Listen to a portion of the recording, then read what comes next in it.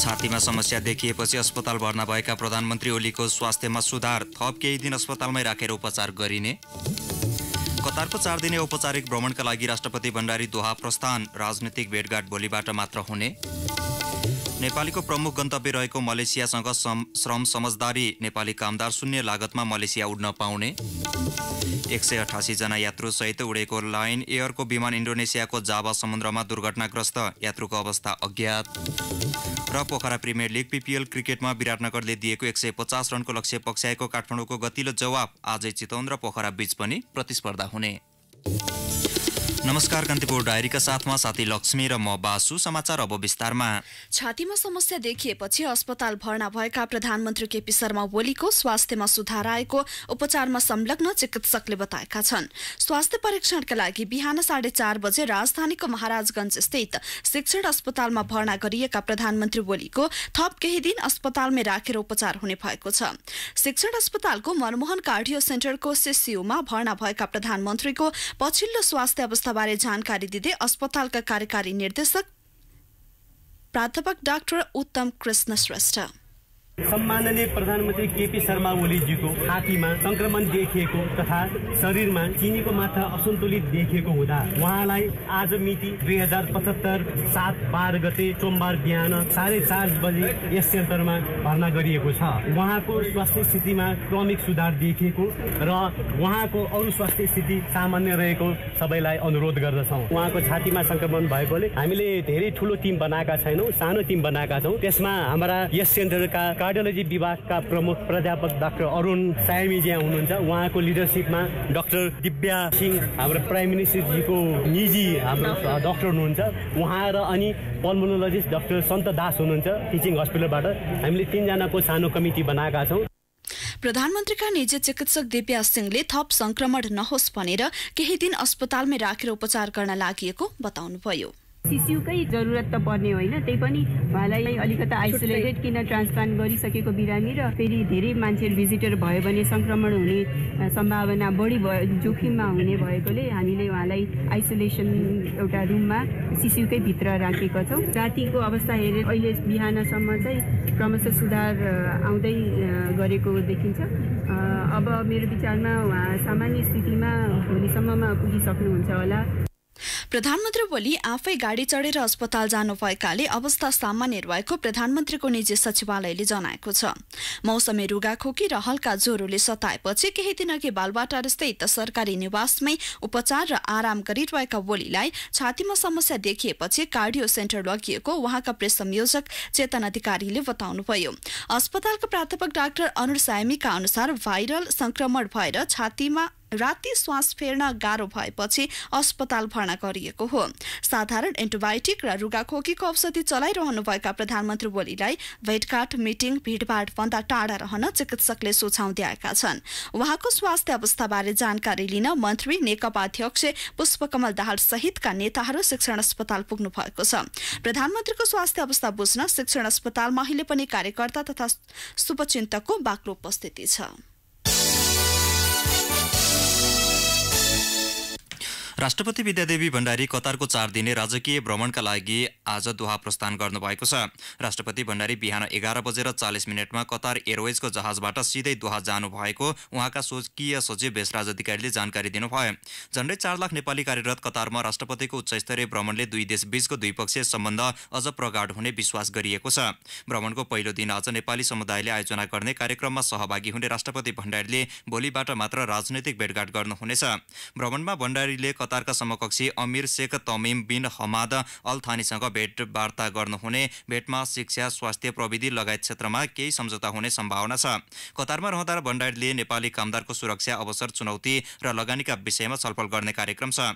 राष्ट्रपति भण्डारी आगामी बिहिबार साँझ स्वदेश फर्कनुहुनेछ। प्रमुख रोजगार गन्तव्य मलेसियासँग सरकारले आज श्रम समझदारी गरेको छ। समझदारी पत्र MOU-मा श्रम, रोजगार तथा सामाजिक सुरक्षा मन्त्री गोकर्ण विष्ट र मलेसियाका मानव संसाधन मन्त्री कुला सेग्रानले हस्ताक्षर गर्नुभएको हो। हस्ताक्षरसँगै समझदारी पत्रमा हस्ताक्षरसँगै नेपाली कामदारलाई बिना शुल्क मलेसिया जाने ढोका खुलेको छ। दुई मुलुक बीच भएको समझदारीमा भिसा र टिकट, स्वास्थ्य परीक्षण शुल्क, रोजगारदाता कम्पनीले बेपर्ने तथा कामदार आपूर्ति गरे बापत रोजगारदाताले म्यानपावर कम्पनीलाई कामदारको 15 दिनको तलब बराबरको सेवा शुल्क भुक्तानी गर्नुपर्ने उल्लेख छ। यस्तै कामदारको बीमा पनि मलेसियाको श्रम कानूनमा व्यवस्था भए अनुसार नै हुने उल्लेख गरिएको छ। कार्यस्थलमा दुर्घटना भए पीडितलाई तत्कालै क्षतिपूर्ति र शल्यक्रिया तथा उपचार को छुट्टै बीमा प्याकेज उपलब्ध गराइने समेत सम्झौतामा उल्लेख छ। रोजगारदाताका कारण समस्या भए कामदारले अर्को कम्पनीमा काम गर्न पाउने समेत समझदारीमा उल्लेख छ। मलेसियासँगको श्रम समझदारी नेपाली कामदारको सुरक्षाका लागि कोसेढुङ्गा साबित भएको मन्त्री विष्टले बताउनुभयो। यसअघि विभिन्न आर्थिक भार थुपारिँदा नेपाली कामदारले दुःख पाएको गुनासो बढेपछि सरकारले मलेसियामा गत जेठदेखि नयाँ कामदार पठाउन रोकेको थियो। प्रमुख रोजगार गन्तव्य मलेसियामा करिब 4 लाख मजदुर कार्यरत छन्।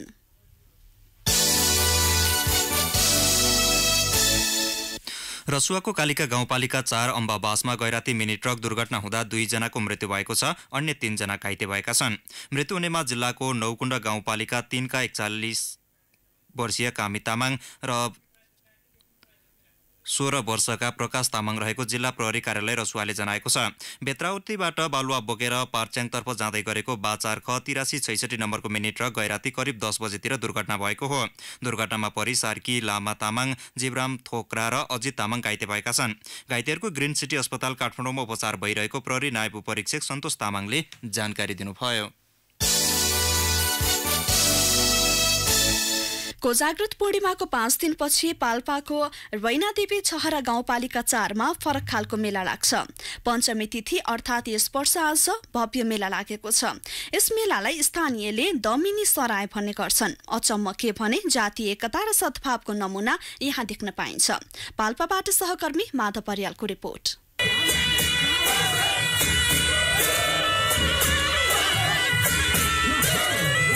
पाल्पाको छहरामा लाग्ने दमिनी सराय मेलामा यस भेगका हजारौंको सहभागिता रहेको छ। यहाँ दमाई जाति पुजारी छन्। दमिनीको घरबाटै सराय नाच निकालिएको छ। यसको पुजारी पनि दमिनी नै हुन्। मेला व्यवस्थापन पनि दमाई परिवारबाटै हुन्छ। दमिनीले नै ब्राह्मण, क्षेत्री, मगर, दलित सबैलाई टीका जमरा लगाइदिएका छन्। दलितकै घरमा जमरा राखिएको छ। सबै जातिका मानिसहरू सरायमा सहभागी भएका छन्। गाउँमा 1 जना लमिनी बस्थिन्। रैनादेवी छहरा 7 बल्डेङगढीमा छाडिएको पाडो भागेर यही आएको थियो। त्यसपछि मेला लाग्न सुरु भएको हो भन्नुहुन्छ स्थानीय भुवन रायमाझी। बल्डेङगढीमा त्यो गढीबाट छोडिदिएको पाडोलाई पाल्पाको रैनादेवी छहरा गाउँपालिकाको हाल र साबिकको छहरा गाविसको पर जुन बोखर डाँडो भन्नेमा मन्दिर छ, त्यो मन्दिरमा आइसकेपछि त्यहाँ एउटा फुर्सी दमेनी भन्नेको घरमा गएर त्यो पाडोले त्यहाँ हान्ने विविध गर्यो र त्यो पाडोको पछि आउँदा त्यो जंगलमा रहेको अहिले मन्दिर छ, त्यहाँ मन्दिरमा आइसकेपछि फुर्सी दमेनीलाई एकाएक देउता उत्रेको भन्ने यो सराय संयोजक बिनबहादुर नेपाली उहाँले दिएको जानकारी अनुसार त्यो फुर्सी दमेनीलाई लामा उत्रिसकेपछि उहाँले त्यो जंगलमा मन्दिर बनाएर मूर्ति स्थापना गरिसकेपछि उहाँले पूजाआजा गर्न थालेपछि उहाँ हल्लन छोडेको र त्यही वर्षबाट यो करिब 2034 सालतिरबाट निरन्तर रूपमा यो सराय निकाल्ने गर्छन्। छहराको बोखरडाँडा मन्दिरमा पूजा हुन्छ।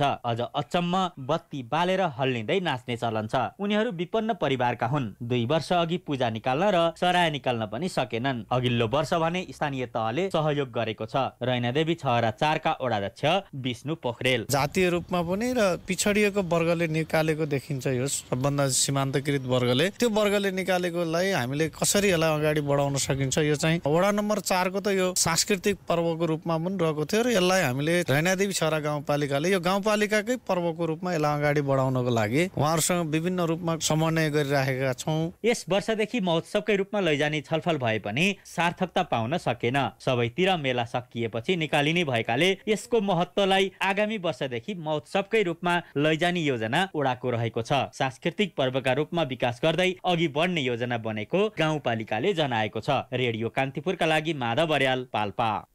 पाल्पाबाट सहकर्मी माधव बर्यालको रिपोर्टपछि कान्तिपुर डायरीमा अब ब्रेकको पालो। अब बाँकी प्रसङ्ग। भूकम्पपछिको पुनर्निर्माणमा नवीनतम प्रविधिको प्रयोगबारे जानकारी गराउने उद्देश्यले आगामी मङ्सिर 6 देखि 9 गतेसम्म काठमाडौँमा भवन तथा निर्माण सम्बन्धी बृहत प्रदर्शनी हुने भएको छ। नेपाली युवा निर्माण व्यवसायी परिसङ्घले प्रदर्शनी आयोजना गर्न लागेको हो। ब्रिकुटी मण्डपमा हुने प्रदर्शनीमा भूकम्पीय जोखिम न्यूनीकरणका लागि कस्ता घर भवन बनाउने भन्ने विषयमा जानकारी दिन दैनिक सेमिनार समेत गर्ने परिसङ्घका अध्यक्ष आनन्द सुवेदीले बताउनुभयो। सुरक्षित र वातावरण मैत्री घर भवनको निर्माणका लागि दैनिक 50 जना इन्जिनियरले परामर्श परामर्श दिने परिसंघद्वारा जारी विज्ञप्तिमा उल्लेख छ। भूकम्पले भत्किएका सम्पदालाई पुरानै स्वरूपमा कसरी बनाउन सकिन्छ भन्ने विषयमा निशुल्क परामर्श प्रदान गर्ने विज्ञप्तिमा उल्लेख छ। भृकुटी मण्डपमा गरिने भवन तथा निर्माण सामग्रीको बृहत प्रदर्शनीमा 200 कक्ष राखिने र 4 दिनसम्म बिहान 10 बजेदेखि बेलुकी 6 बजेसम्म मेला अवलोकन गर्न सकिने जनाइएको छ। अब अन्तर्राष्ट्रिय प्रसङ्ग। इन्डोनेसियाको जकार्ताबाट उडेको लाइन एयरको बोइङ 737 यात्रुवाहक विमान दुर्घटनाग्रस्त भएको छ। विमानमा 188 जना रहेको जनाइएको छ। तीमध्ये 178 वयस्क, 1 शिशु, 2 बालबालिका, 2 पाइलट र चालक दलका 5 जना सदस्य रहेको बीबीसीले उल्लेख गरेको छ। विमान जकार्ताबाट पाङकाल पेनाङका लागि उडेको इन्डोनेसियाली अधिकारीलाई उद्धृत गर्दै बीबीसीले जनाएको छ। विमान उडेको 13 मिनटमै समुद्रमाथिबाट सम्पर्कविहीन भएको थियो। इन्डोनेसियाको राष्ट्रिय खोज तथा उद्धार एजेन्सीका प्रवक्ता युसुफ लतिफले विमान जाभा समुद्रमा दुर्घटनामा परेको पुष्टि गर्नुभयो। यद्यपि विमान समुद्रमा अन्दाजे 30 देखि 40 मिटरमा डुबेको हुन सक्ने भएकाले खोजीमा समस्या भएको प्रवक्ता लतिफले बताउनुभयो। यद्यपि उहाँले विमानमा सवार यात्रुहरूको अवस्थाबारे केही पुष्टि नभएको जानकारी गराउनु भएको छ।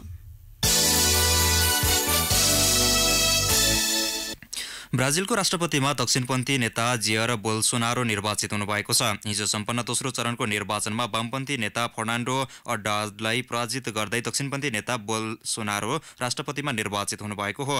उहाँले 55% मत प्राप्त गर्नुभएको बीबीसीले उल्लेख गरेको छ। उहाँका निकटतम प्रतिस्पर्धी वामपन्थी नेता हड्डाडले 45% मत प्राप्त गर्नुभएको छ। चुनावी प्रचारका क्रममा बोल्सोनारोले आपराधिक गतिविधि तथा हत्याको दर कम गर्ने र बढ्दो भ्रष्टाचार नियन्त्रण लगायतका चुनावी प्रतिबद्धता जनाउनु भएको थियो। अब खेल प्रसङ्ग। पोखरामा जारी नमस्ते पोखरा प्रिमियर लिग पीपीएल क्रिकेटमा विराटनगर टाइटन्सले दिएको 150 रनको लक्ष्य पछ्याएको हुलास काठमाडौँ रोयल्सले अहिले जवाफी ब्याटिङ गरिरहेको छ। यो खबर तयार पार्दासम्म उसले 18 ओभरमा 4 विकेट गुमाएर 136 रन बनाएको छ। अमित श्रेष्ठ 35 र जयकिशन कोलसावाला 6 रनमा आउट भएको काठमाडौँको इनिङ्समा नरेश बुढाएर गोल्डन डक आउट भए। साहब आलमले 2 र किशोर महतोले 1 विकेट लिए। यसअघि पोखरा रङ्गशालामा टस जितेर ब्याटिङ गरेको विराटनगरले सुधारिएको ब्याटिङ गर्दै निर्धारित ओभरमा 7 विकेट गुमाएर 149 रन बनाएको थियो। मोहम्मद जैद आलमले 67 रन बनाएको विराटनगरको इनिङ्समा सुनिल धमला र राजेश पुलामी मगरले समान 30 रन बनाए। बसन्त रेग्मी, सुसन भारी र गौरव टोमारले 2 विकेट लिए। विराटनगरले यसअघिका आफ्ना 2 खेल गुमाएको थियो भने दोस्रो खेल खेलिरहेको काठमाडौँले पहिलोमा जित निकालेको थियो। आज हुने दोस्रो खेलमा चितवन राइनोस र पोखरा पल्टन बीच प्रतिस्पर्धा हुनेछ। पारस खड्का नेतृत्वको चितवनलाई लय समाउँदै पहिलो जित निकाल्ने अवसर रहँदा घरेलु टोली पोखरा पनि दोस्रो जित हात पार्दै तालिकामा अङ्क थप्ने लक्ष्यमा छ। दोस्रो खेल सोही मैदानमा दिउँसो 1:15 बजे सुरु हुनेछ। साफ अन्डर 15 च्याम्पियनसिप फुटबलमा नेपालले आज बङ्गलादेशसँग प्रतिस्पर्धा गर्दैछ। यसअघि नै सेमी फाइनलमा स्थान बनाएका दुवै टोली बीचको आजको नतिजाले समूह ए को विजेता टुङ्गो लगाउनेछ। खेल ललितपुरको साधो बाटो स्थित एन्फा कम्प्लेक्समा दिउँसो 2:30 बजे सुरु हुनेछ। समूह एबाट मालदिप्सले यसअघि नै दुवै खेल हारेको छ। सोही मैदानमा अहिले समूह बी को खेलमा भारत र भुटान बीच प्रतिस्पर्धा भइरहेको छ। दोस्रो हाफ जारी रहँदा भारतले अग्रता बनाएको छ। आजको विजेताले सेमी फाइनलमा स्थान बनाउनेछ। सोही समूहबाट 100% नतिजा निकाल्दै पाकिस्तान यसअघि नै सेमी फाइनलमा स्थान बनाइसकेको छ। हवस् नै प्रसङ्गसँगै कान्तिपुर डायरीको यो बुलेटिन अहिलेलाई यहीँ सकिन्छ। दिउँसो 1 बजे डिस्ट्रिक्ट डायरीका साथमा उपस्थित हुने नै छौँ। अहिलेलाई साथी लक्ष्मी र म बासु बिदा हुन्छौँ। नमस्कार।